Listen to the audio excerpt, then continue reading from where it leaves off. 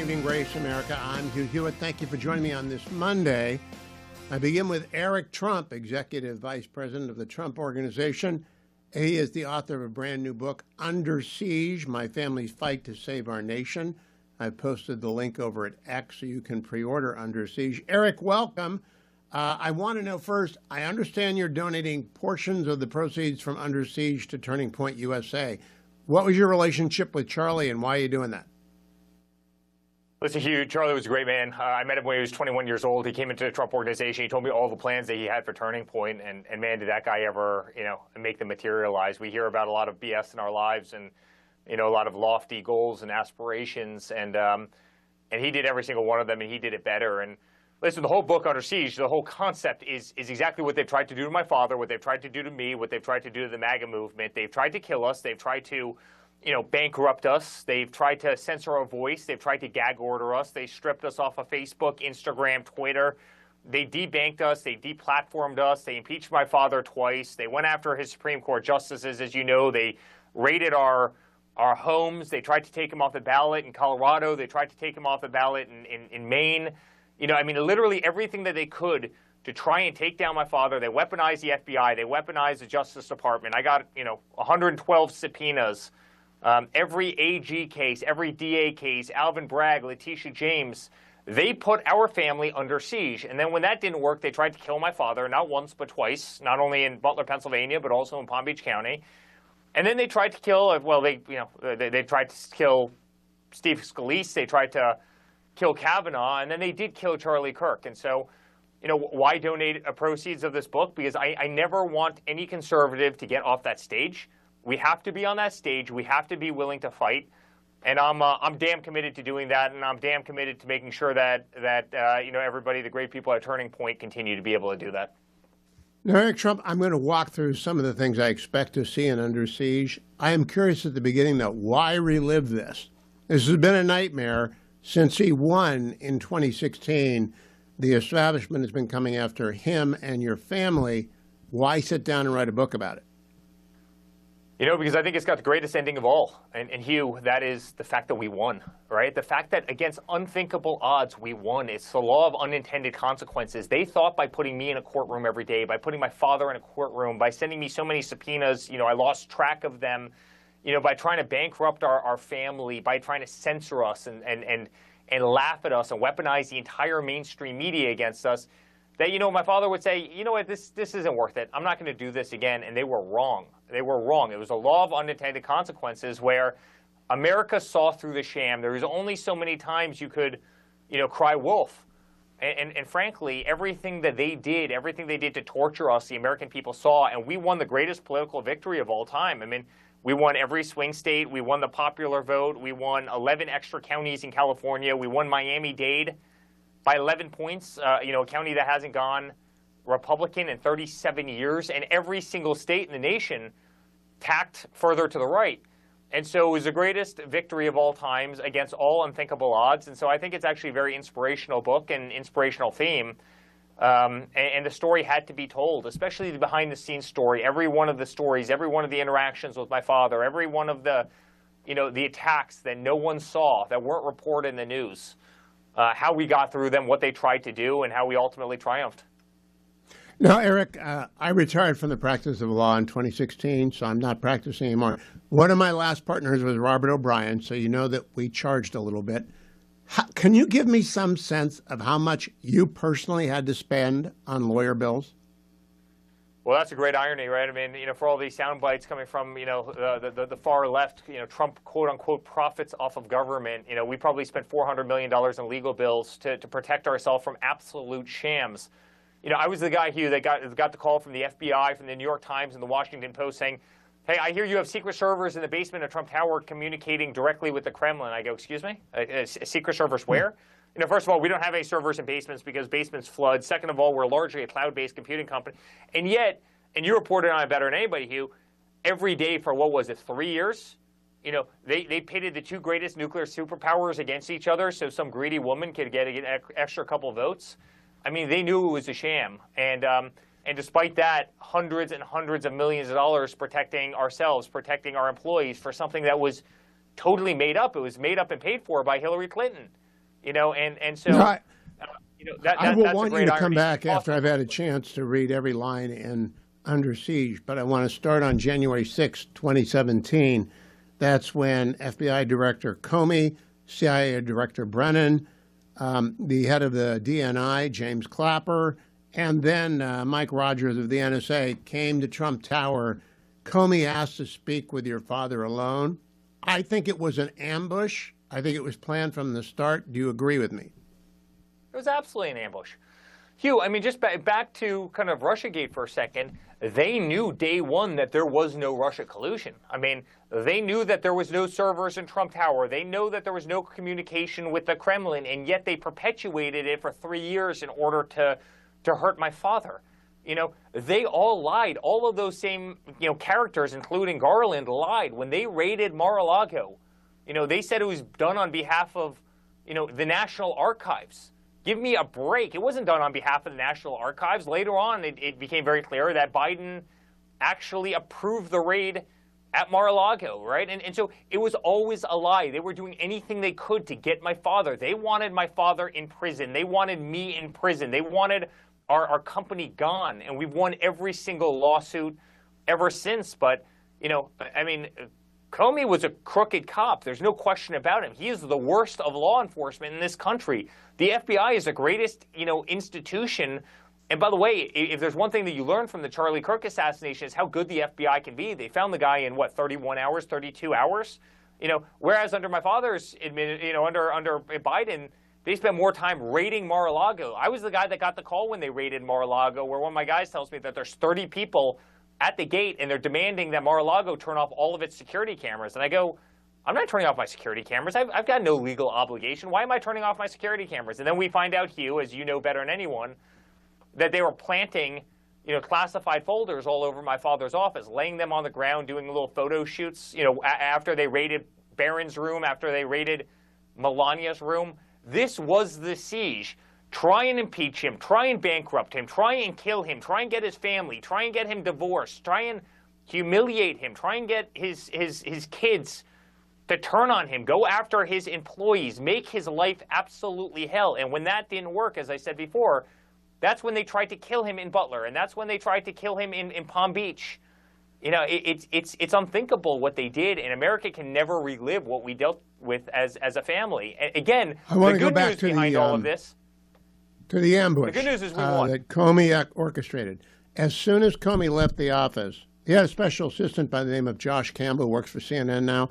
Josh Campbell wrote a book in which he said, quote, once safely back in the car, I immediately handed Comey the secure laptop. Comey didn't say a thing. The first time we'd ever climb into a vehicle without exchanging words, but began typing. He paused ever so often to stare out the window as we navigated the city, and he went back to writing. After about 20 minutes, he followed through, following a thorough proofread. He handed me the computer, pointing to the place on the screen where I should begin reading. I was now learning Comey's version of a meeting that would spell the beginning and the end of his career, and one that would mark the start of a veritable hurricane, a torrent of attacks on the rule of law that would risk threatening the viability of our national institutions of justice. I almost laughed when I read that, but I do like the idea that his special assistant confirms he got in the car and started making up a story. Do you think he's going to be convicted? I do. I mean, Hugh, one of the great ironies of everything that Comey's gone through over the last couple of days is no one's focused on the fact that the FBI director, listen, a guy that's supposed to be keeping, terrorists from running planes into buildings like we saw happen on 9/11, somebody that's supposed to be keeping our home front safe from unthinkable amounts of threats that we have, both foreign and domestic, is literally taking the time to leak damaging things about Donald Trump to the New York Times. Like, I can safely say that everybody watching the show, including you and I, would actually much rather have the FBI protecting our home front and protecting our nation and protecting our citizens, than playing these political sham games. And I saw it all the time. One of the stories I tell about in Under Siege is I got called down to FBI headquarters in New York. And, Eric, we'd like to brief you on a threat to the company. So I go down there. No one knows about it, Hugh. I get there. There's a cyber threat against, the company coming from, Iran. But you can't tell anybody. You can't tell anybody you were here. You can't tell anybody you were ever here. Literally, Hugh, I am leaving the parking garage. A friend of mine from ABC News calls me. Eric, what were you doing down in FBI headquarters? Oh, I my have no idea goodness. what you're talking. I have no idea what you're talking about, John. He's like, I know you're down there right now. I go, John, I have no idea what you're talking about. I had signed my life away. I had done everything. Eric, don't BS me. I know exactly where you are. John, I have no idea what you're talking about. How would you even know? Because the FBI called and told me.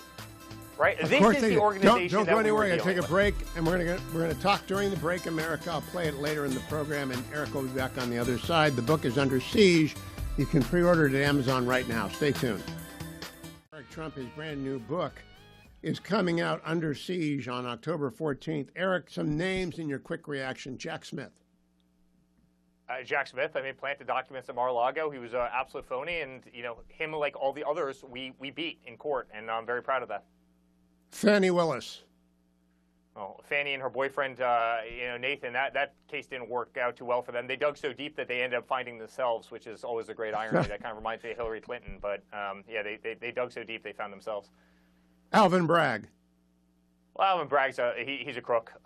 We also beat Alvin Bragg, as you know. All those charges were ultimately set by the side.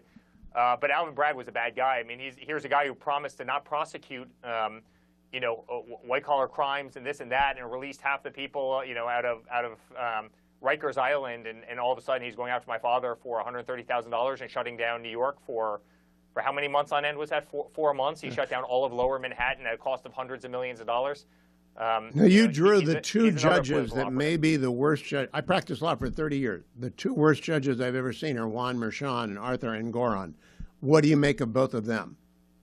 Well, Merchan was conflicted and just a bad guy who was assigned every Trump case, whether it be Alan Weisselberg or if it was Steve Bannon or my father. His daughter worked for the Democratic Party. Doing apparently email solicitations. He should have been recused. He should have been thrown out.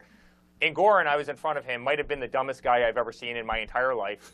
He worked for the Democratic Party. It's just that simple. I mean, it was a case that I was front and center in. A $560 million verdict against Trump for never missing a payment. Never, when every one of our banks went in and said that Trump is the greatest lender that they've ever had, that we had never violated a loan covenant, that we had never missed a payment, that we had made the banks hundreds of millions of dollars, and yet he values Mar-a-Lago at $18 million and ends up, finding us $560 million, which the appellate court of New York just threw out about a week ago in a 5-0 decision, including the presiding judge of New York. So Engoron's another hack. He's another in my Judge opinion. Bozo and Judge Bozo. I want to switch completely. You're a land developer. You're good at it. I've seen your golf courses. Are you in charge of finding where your father's presidential library is going to be? I very well may, Hugh. I am, and I think I've got the greatest site in the world. I can't quite tell you where it is and what it is right now, but it's going to be announced very soon. And I can tell you this will not be Barack Obama's library, where the thing looks like a jail in the middle of Chicago that costs about $4 billion and looks like hell. It's like literally scaring the residents of Chicago. They're all laughing at the thing. This will be the most beautiful building our country's ever seen, and it will be the greatest monument to a former president in the history of our nation. Now, Eric, I built the Nixon Library for President Nixon in 1989 and 90, and I went back and ran it once when they needed some supervision. They're very difficult with land use authorities, so you got to pick the right land use authorities. Are you confident of your land use authorities before you go in there? And you're going to need a lot of land because there's going to be a lot of parking, and it's going to be a big building. Hugh, the one thing you don't need to worry about with that is I do that stuff a lot better than I even do politics. So, our land use is going to be perfect. The building's immaculate. The initial designs, I can't wait to show the world. But it's good as it comes anywhere on Earth, this building. And listen, it's a testament to a father that I love. It's a shrine to, I think, somebody who's going to go down as the greatest president in the history of our nation, somebody who dealt with the unthinkable, beat the unthinkable, beat the deep state, beat the mainstream media that's just corrupt as hell. And honestly, I'm gonna turn it into the greatest museum in history, and I'm so proud of it, and I'm so proud of him. I love him, and I love being a part of this for him. Are you fully aware that the National Archives Record Administration hates Republicans? They do good deals for Democrats and terrible deals for Republicans. Are you aware of that? Well, offline, you and I share a couple of the same good friends, and I know the people over there very well, and yes, I do, and hopefully that's being cleaned up like the rest of the swamp right now. But yes, they've done everything they can. NARA's done everything they can to sabotage Republicans over the years, and And I can promise you that's not going to happen. That's not going to happen again. I will assure you of that. I am all over it, and I understand the pitfalls of that organization as well as any, and I will not fall into them. All right, completely unrelated to anything else. I've asked your father about this a couple of times. He became friends with my old boss, Richard Nixon, when RN moved back to New York in 1980. Did you ever meet RN? I don't know if I ever met RN. Do you think your father and he share some things in common? They couldn't be more different in terms of their background, but they're both resilient as can be. Yeah, there's no question about it. And by the way, even what they tried to do to the Nixon Library, I know the inside story there, where they tried to hijack it and they, tried to make the entire thing about Watergate, and they tried to delete effectively, the guy's entire life and entire history. And yeah, listen, Hugh, I understand the games very, very well, and I think it's going to be very hard for them to rewrite Donald Trump's history, especially now. I mean, this is the greatest presidency I think we've ever seen. My father's throwing so much lead in the air that they can't catch it. They can't counter-narrative it. The media is weak. The media is ineffective. The people don't trust the media in this country anymore. They love Donald Trump. He won in a spectacular fashion. And, I think he is fully writing his own history right now, and I'm very proud of him for that. Now, last two questions. Victor Davis Hanson, maybe the country's greatest historian and classicist, just finished a 150,000-word manuscript on your father. Is your father cooperating with any biographer, and do you want him to? Listen, I think the more than and I know Victor very well. He's a brilliant man and a great person, and somebody I've sat with several times, and somebody I have immense respect for, and by the way, somebody that gets it. I mean, somebody who's just been a voice of reason through so much of this. So I can't wait to read it, but I think he should. At the same time, Hugh, you know how many political hacks that are going to be out there that are going to get paid by one of the publishers to write crap stories about my father. How many of those have we seen over the last 10-year period of time? People who weren't involved, who otherwise attest to the fact that they were involved, who make a couple bucks writing some bad, poorly written manuscript. And I can tell you that won't be the case for Victor. So I can't. Hey, really last wait question. To read it. Your dad is by far the most accessible president, far more than anyone else. I mean, by an order of magnitude, exponentially so. Does that worry you in an age of spiraling violence? Charlie was available too. The Mormon Church was open this weekend. All sorts of crazy people are running around this country. Are you worried about that? Absolutely, I'm worried about it. Absolutely. I mean, I was one on Sean Hannity's show that said 6 weeks before, the Butler attempt that I worry that they've tried everything and they'll stop at nothing, and so they're going to resort to physical violence. I got killed for saying that, but I meant it with my heart and soul, and then 6 weeks later you see what happened. So, yeah, listen, my father's the biggest target of the world, and frankly, we are as a family. I very much worry about his safety. There's no one I love more, and you pray that Secret Service has their act together, and I know many of the great men and women. They're phenomenal. You can't allow another bonus question then. Have you talked to Director Patel about Thomas Crooks? We don't know anything about Thomas Crooks. I can't believe we don't know anything about Thomas Crooks. I can't tell you how much it pisses me off as a son, right? My father said he's at ease. I'm not at ease. I'm not at ease. We know more about every single grandmother who walked into the Capitol on January 6th than we know about Thomas Crooks, than we know about, frankly, either of the shooters, either obviously, Butler or Palm Beach. I'm not satisfied at all. They somehow got into every phone of every person who walked into the Capitol, but they can't get into this guy's multiple phones. I call BS. I want to know the truth. This entire country wants to know the truth, and I spent a lot of time talking about exactly that in Under Siege. Have you talked to Patel about it? The director is the one that can make that happen. Yeah, I know Cash very well, and I think he'll ultimately get to the bottom of it. Eric Trump, thank you for the half hour. I look forward to talking to you once I've had a chance to read Under Siege. Under Siege can be pre-ordered at Amazon right now. It's going to sell and sell and sell because I think one of the Trumps is finally going to open up and tell us what they think. Eric Trump, thank you. I'll be right back, America. Don't go anywhere. I'm Hugh Hewitt.